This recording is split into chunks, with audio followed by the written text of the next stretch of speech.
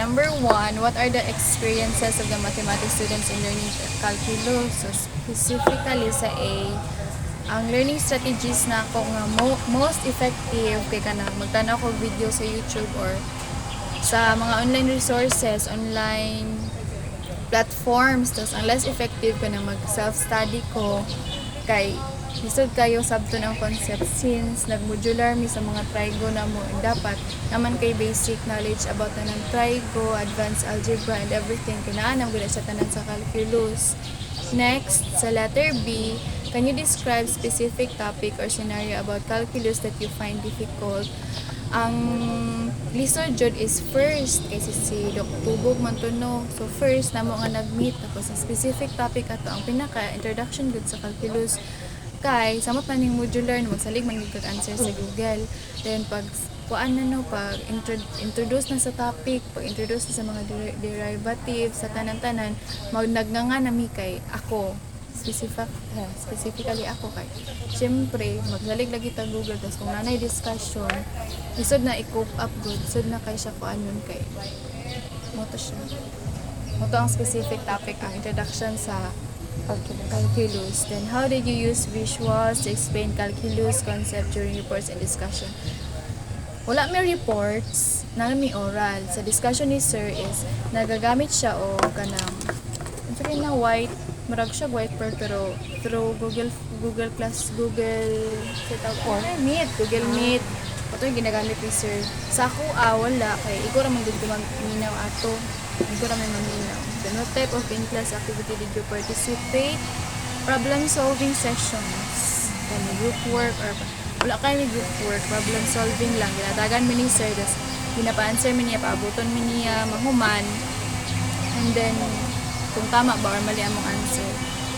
Then, how did you use different resources to encourage participation in different learning styles? Saan siya? How did you use different resources to encourage? Kuan. Kanang murag, di ba nagagamit ko, nagatanaw kong videos, tapos nagabasa-basa po ko og mga kuan, kanang mga concept, kung dili ko tapulon. Sa digest po. Nagabasa-basa ko kay nabot man ta dira sa challenges na nagabasa-basa ko kay wala man gud mi ginahatagan sa una. Magpaabot lang mi kay sir nga mag-discuss siya. Wala mi kabalo kung unsa ang concept na. Wala mi ginaingnan lang mi niya nga kuan mangita. Magkami lang. Masud kayo. So mo siya ang how did you use different resources. Mo to siya ginabasa-basa na ko siya. Nagabasa-basa kung di ko tapulon para sa na para maunsa po na ko ba kung unsa jud kung tahay magsulat ko muna siya magsulat ko sa mga concept usahay magbasa-basa. Then can you give an example of specific concept where a particular teaching strategy helped you understand it better? Kuan unsa kini tawag ana katugong unsaon pag kalimot mabat kanang di ba ang derivatives kanang through kanang specific ni sir ba specific concept ang kuan mo ni sir ato kay pinaka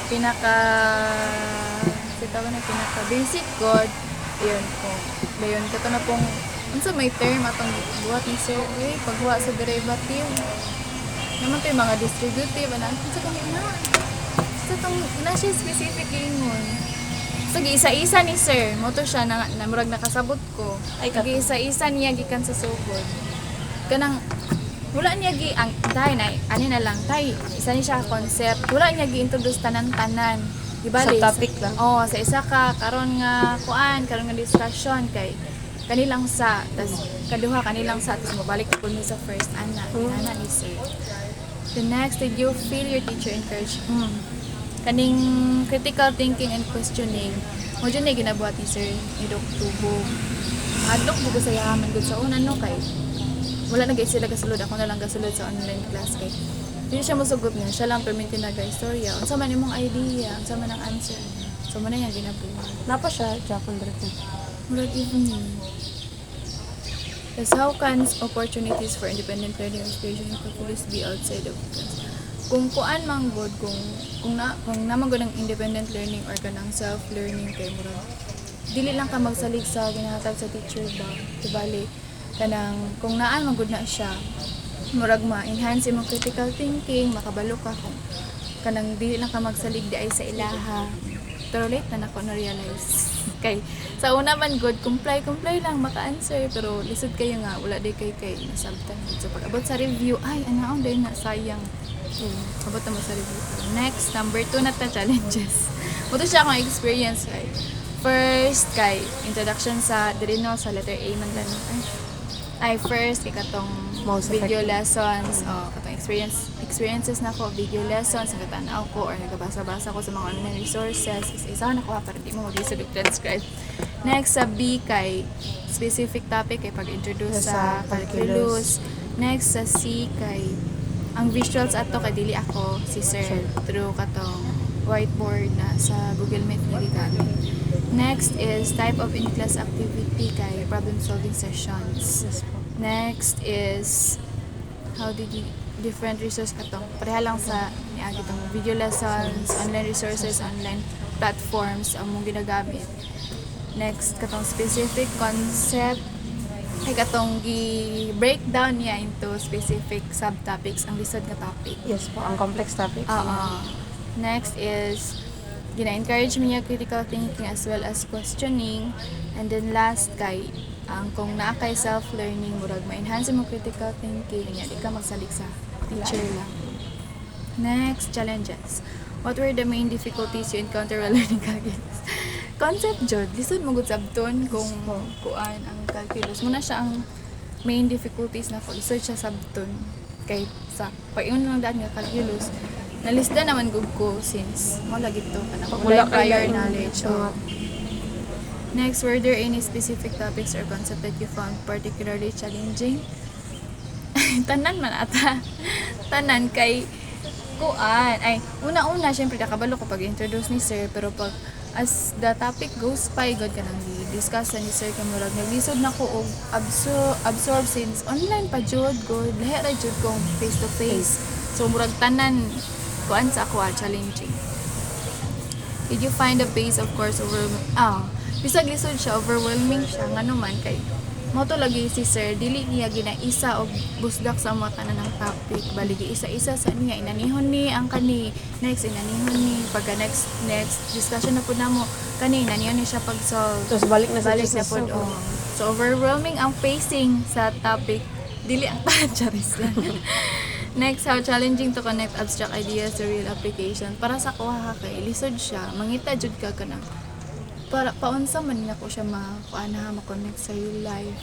Kay concept lang batanan, unsaan pag-solve, unsa nang mga symbols, ana mo lang ba na ang imong sadihan or kailangan ka mangita og real life Example. context nga ma-relate nimo ana imong ginasolve. Kay pareha karon maabot na jud mo 4th year no. Mo ana man ang estudyante, ma'am, magamit na namo. Mo ana jud na sila. Ma'am, magamit na namo, ma'am, mga narbaho ni Gmall nanaan man kana nila no. So kailangan ikaw mismo kabalo ka unsa mo paggamit ana nga kana nga particular nga topic kay para at kanang mo kuan god mag 4th year ka or sa imong mga sunod nga years kabalo na ka unsay mo tudlo sa imong estudyante sa paggamit sa kuan sa mga ideas into real life application. So challenging siya. Challenging i-connect kay sometimes na topic nga dali lang nimo makit-an sa real life application. Sometimes lahi unsa na Katong elevation po. katong elevation angle of elevation depression kato. Next, did you experience difficulties with mathematical notation or symbolism used in calculus?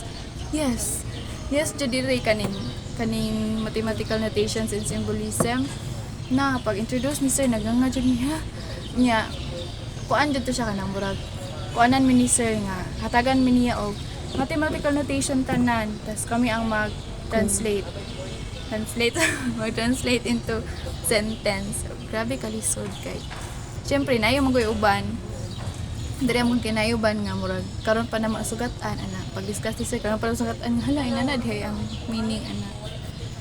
Niubat diri mo nulo kami ano. Ay nana may abstract algebra. Ay nana pero wala may gipa-try og like Kaso kung si Sir Tubo, lagi murag napatoy murag amo ang plate ng mathematical sentence into symbols. Next, were there any personal factors or external pressures that made learning calculus challenging? In what way? Yes. Kanang tapulan. Personal factors, kanang tapulan, kanang imbis nga, di ba modular, so imbis nga imong free time or kanang dako man kag time kay aside sa mag-answer kasi imong module, imbis nga mag-study ka further since lisod jud kay ang calculus, nagsalig na lang hinuon ka sa Google nga ni-type nimo na ang answer. So muna siya ang personal factors nimo, ang katapulan nako. Ang katapulan nga mag-study. Next kay, can you describe specific instance where you felt stuck or confused while learning? Pag-answer na ko sa complaints, gatagan mo may plates ni sir. Pag-answer na ko sa complaints ni saan maning wala na jud ko kasabot kay mag nagsagol-sagol na gudtanan. Kay daghan pa jud kay mi module tas mo to murag naglibog ko kung tama ba to akong mga answer. Dito ko na stuck ko kung tama ba to akong answer, tama ba ang process. Makita kag answer sa mga online resources no, mo naman dyan nakaroon, pero dili ka sure kung inibasa nimo kay sir tama ba to or dili kay lahi man gud siya, dili ba siya into online jud. Ito, mga patumat po. Diba, for example, same equation mo, relation process. Ang process mo to nga akong grade dili na natin discuss mo to siya ang kuan specific instance na nakuan ko murag naglibog ko sa pag-answer nako sa tanan akong place gikan sa akong pinakasugod nga topic hangtod sa last kay wala ko kabalo kung nga akong ma-answer tama ba ang process or dili. Okay siya. Next guy, coping strategies. So what steps did you take? So number 3 na tanong A. What steps did you take to address your challenges? Did you seek help from others or use specific resources? So just like what I've said kanang nagatanaw kong video lessons kung saon kabasa-basa ko sa mga online resources, online platforms dakan man na sa Google. Next, how did challenges impact your motivation and confidence in learning calculus? Pag kuan pa lang nimo daan nga lisod kayo ang calculus murag ma-close man gud mo ngutok nga lisod kayo lisod kay tun-on ana good. Naman din na ma-realize mo gud nimo pag nga naka sa field. Murag karon pa pud gud na ka na-realize na pareha sa mga bata ay ako good makita gyapon akong kagalingon sa ilaha nga pag makita sila math lisod naman na so dili na ka magkuan dili na murag maning kamot dili na magtuon mo po ni siya diri kaning challenges na ko lisod ang calculus so murag gi-close na akong utok na magtuon imbes na magtuon ko gi-close na lang nung lisod man kay na ay bala na mag-answer lang ka wala ka kabalo kung tama ba imong process or mali. Next, kay what strategies did you use to cope with challenges you faced? Kuan. Deadline. Ito. Kailangan pasahan sa plate. So, kailangan mag-yun mo siya mahuman. Kailangan mo makatuon. Kailangan mo maka-answer. So, mga to siya, maningkamot lang. Maningkamot mag-self-study. So, kung nakabalo kung tama ba ang ginatuon or dili. Since wala dyan may concept digest good. Unless na siguro kabalo guro may kung saan mga sunod-sunod nga mga topic kung naa may concept digest karon ay katong kung sa mga time kay wala. So, say for example, kung mag-online class mo, makoreksyonan lang mo pag musulod mo sa lang, pero pag dili mo musulod, wala. Ang online class mi sir, naay concept digest man sir. Ako lang man ang may libro, pangita lang ko libro. Siya lang ang nailibro. So, siya lang gikanta na ng information. So, kailangan na mo nga magtuon po may kamo. Niya kay wala man. Mo to siya, personal factors. Kaya wala man nagtuon kay tapulan man. Asa na ta? Sa letter D, how did you manage your study time and workload effectively? So, kato nga time kay kuan, ginauna na ko, ay murag nagukoy time para mag-answer ani nga specific subject tas murag kung pareha ning calculus nga lisod siya ginahatagan ako siya enough time para makasolve ko. Ano siya? Gina-manage na ko ang time. How did you manage your study time? Oto, murag pangitan na ko ang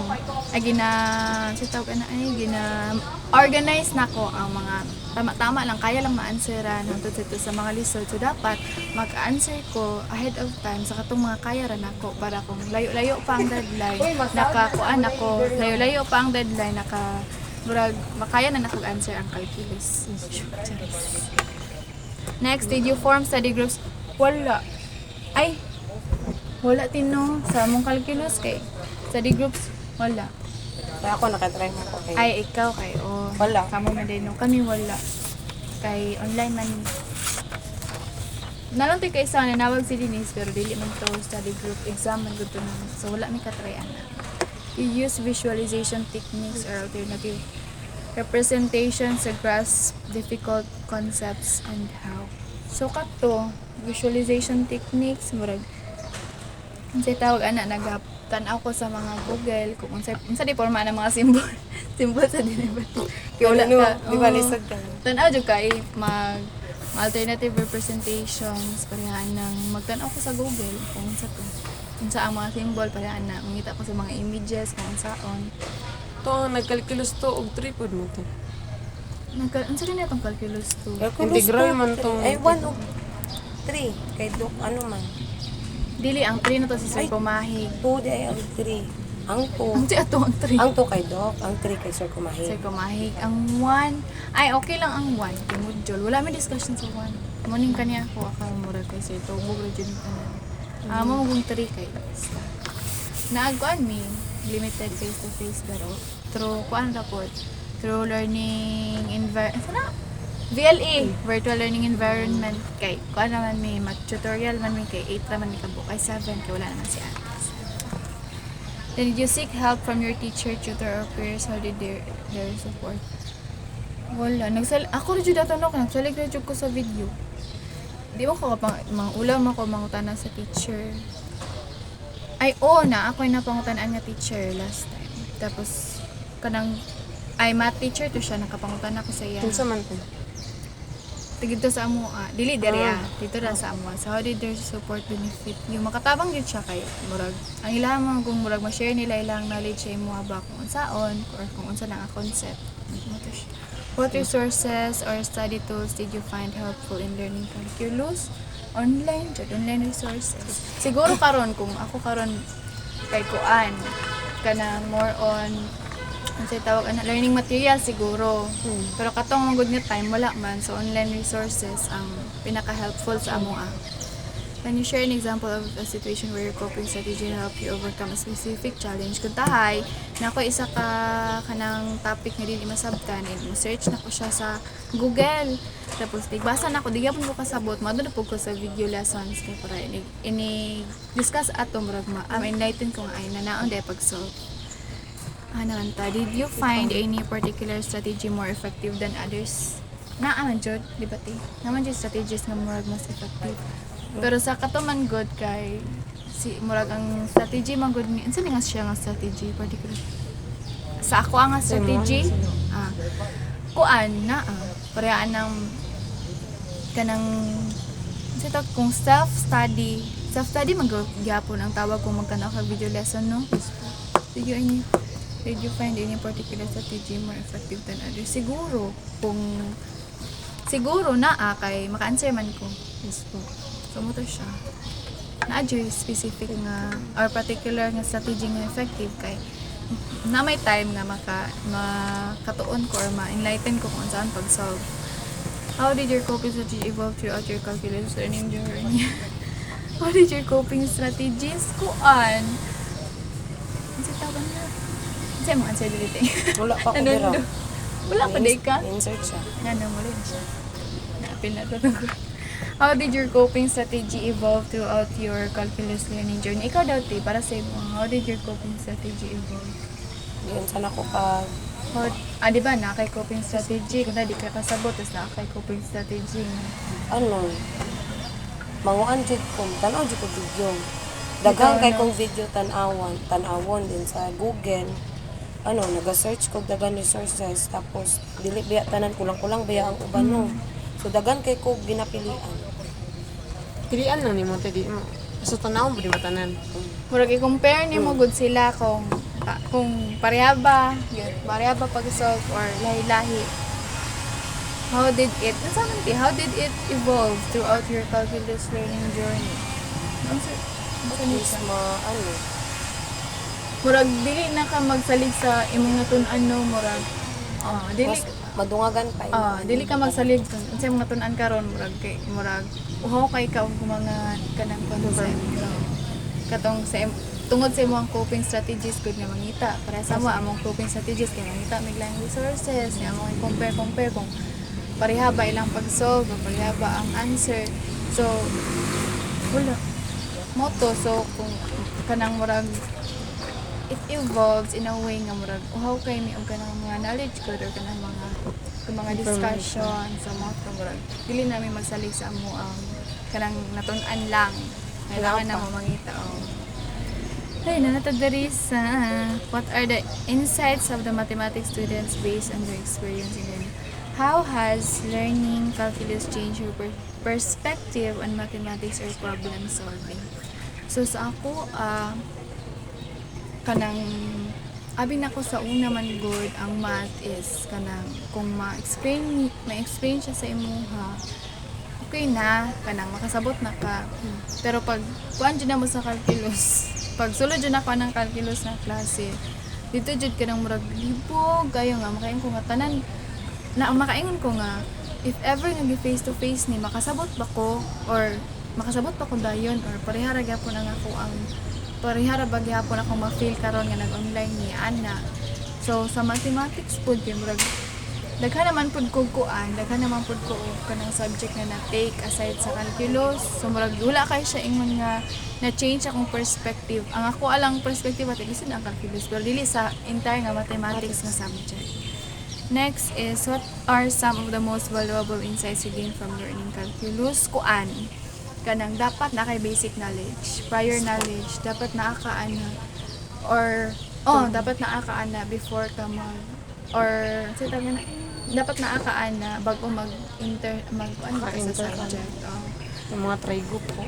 Dapat kabalo ka sa trigo. Kay naman na dira naman guna nimo ma-apply halos tanan sa basic algebra.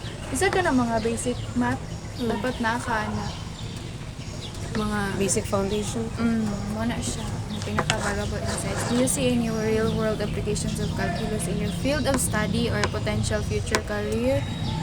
Do you see any real-world application of calculus in your field of study? Ano sa ganang mga topic na karon sa calculus? Katong, ama po kay katong integral. Definite integral. Te! Ate Jen! Wait lang ha. Kaya murag. Yes po.